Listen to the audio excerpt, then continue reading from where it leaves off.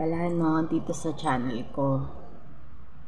Ikukwento ko sa inyo habang nagkakape ako. Para hindi naman tayo ma-stress. Umagang-umaga pa lang, diba? So, ganito sa nagtatanong sa akin.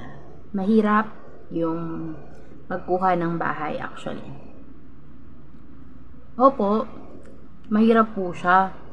Dahil i-apply po natin siya ng installment ay Pag-ibig. So, in short, hulugan. No?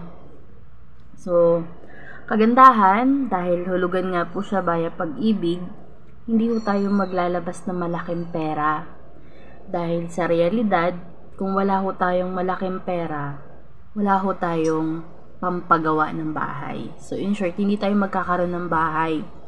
So, napakaswerte natin bilang mga empleyado na meron tayong Pag-ibig na privilege, na benefits para magkaroon tayo ng daan na makakuha ng sarili nating bahay na hindi naglalabas ng malaking pera. Requirements lang po. Although hindi madali ang pagkuha ng mga requirements at matagal ang proseso. Pero ang kagandahan, magkakaroon ka ng sariling bahay in the long run na